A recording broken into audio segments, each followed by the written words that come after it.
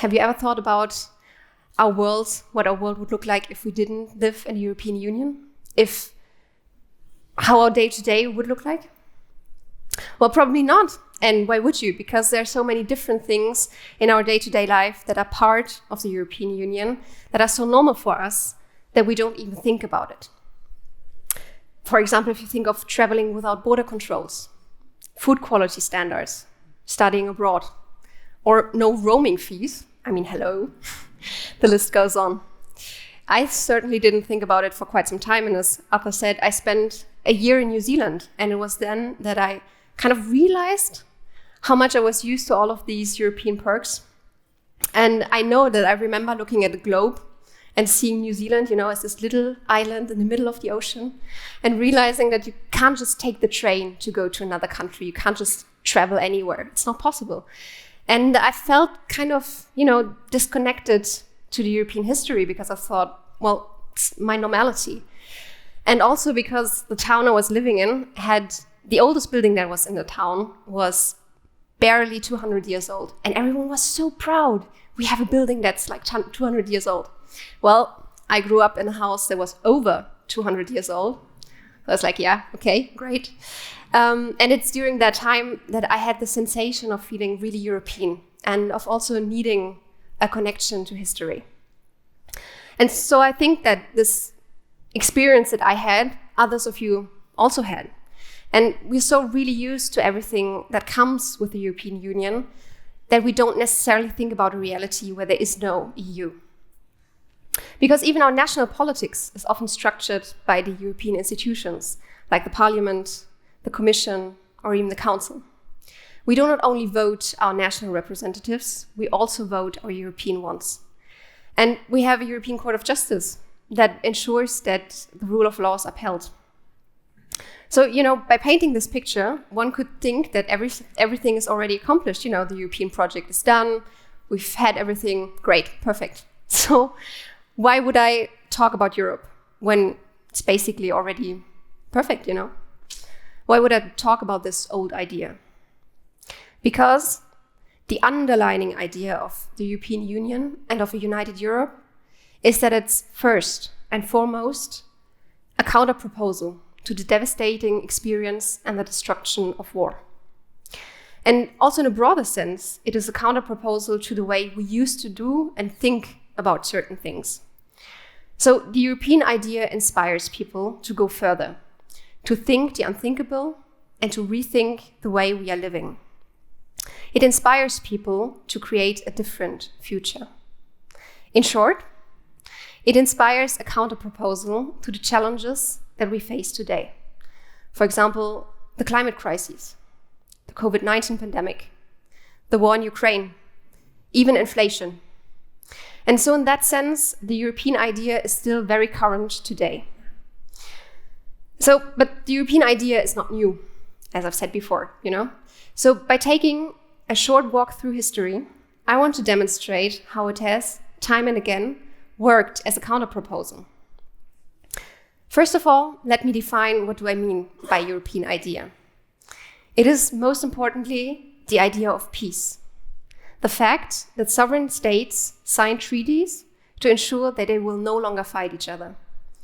It is also the idea of a democratic political order, of freedom, and the rule of law. And so now one of the earliest examples is certainly the Peace of Westphalia. It took 4 years of multinational negotiations to end the 30 Years' War that involved almost all of the European powers, if you want, of that time. And although the Peace of Westphalia did not last, it did create an understanding that the parties would not continue to fight each other. And in that sense, it redefined the European order, the hierarchy, as a community of an independent, equal sovereign states. And it thus can be considered as a pioneer of the European Union. If we go a couple of hundreds of years ahead, we're in the middle of the Second World War.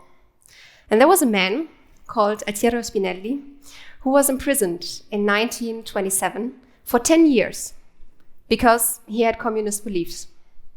He was later banished to the small Italian island of Ventotene.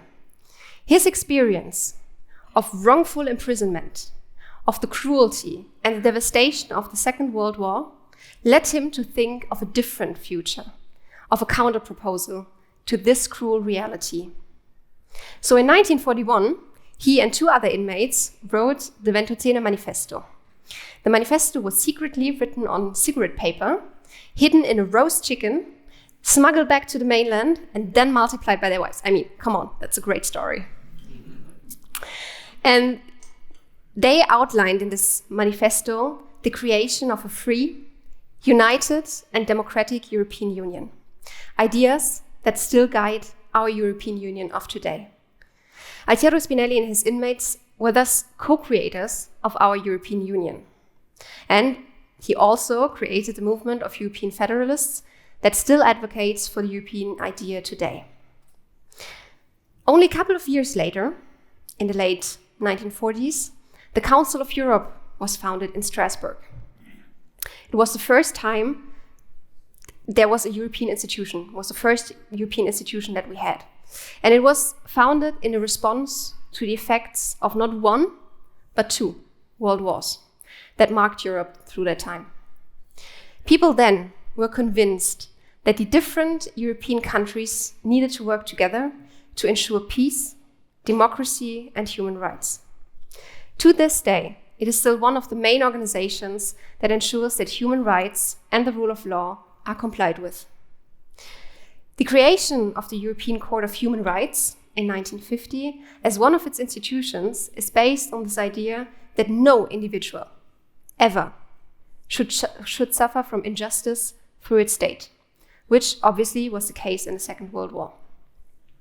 So these first steps towards a European unity were also first steps towards accepting Germany in its new role as a member of the European family, and as part of the strong European community. This process of a European unity was pushed further in the 1950s with the European Coal and Steel Committee, the Treaties of Rome, and the founding of the European Parliament, all of which were the first steps towards our European Union of today. These historical events of the 1940s and the 1950s are based on the idea that there's a need for a different order of things, that people need to work together, to cooperate.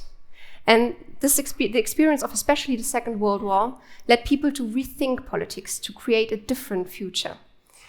And so the European idea as a counter-proposal has pushed all boundaries to create a new reality that for us now is our normality. If we go a little further even, in 2005, there was a proposal for a real European constitution. It was meant to give the EU more competences, reform it by changing the institutional order, and thus make it more democratic. It was an answer to some of the critics and the attempt to even go further with the European project. And although it was rejected by some of the member states, the idea is still prevailing today, because some people think that it could be a solution to our current problems, the current problems of the European Union, which I'm sure you're all aware of. The latest Brexit debate has clearly shown that not all people are really in favor of the EU, that not all people think it's a good idea, because the EU is considered too slow, too invasive, not in capacity to act on real issues. But time and again, you see that the UK leaving the EU has not, as many suspected, created a movement of countries wanting to leave the EU. Instead, it created a new impulse for the European idea. People all over Europe gathered in new movements to demonstrate in favor of the European Union and the European idea. They showed their support and their commitment. And even if we look at the most recent challenges Europe has and had to face, for example, the war in Ukraine, the COVID-19 pandemic, global warming, the energy crisis, European countries have always chosen to face these challenges together. So, throughout history, Europe has always surprised in moments when nobody thought it would be possible. And so Europe therefore stands for hope. Hope that the reality that we face today won't last forever. Hope that peace is always stronger than war. The title of this TED Talk X event is Journeys. And the European idea in itself is a journey. It has been a journey to build what we know today as European Union. But, and like I've mentioned in the beginning, we're not at the end of this journey. We are still on that journey because we do not know what the future will hold. In fact, like I also said before, there's a lot of people that criticize the European Union because they either feel it's too invasive, they don't see the value, they'd rather go back to the sovereignty of national states. And there's also a lot of scholars that criticize the EU because they say it's not democratic enough, it's not legitimate enough. So when I say we are still on that journey, it's nothing short of the truth.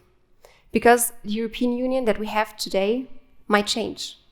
We could have a United States of Europe, or a Europe of the regions, or even no Europe at all. It's possible. And however, and as I've tried to show, the European idea is inspiring people. It's inspiring people to find counter-proposals for the challenges that we face. Because Europe is not only an idea. It is not only just a concept. Europe is created by people. People that were and are brave enough to come together and to rethink our reality. And they will continue to do so, because the whole European journey is a human journey. It is, to use the title of a book recently published by the Council of Europe, a human enterprise. Thank you.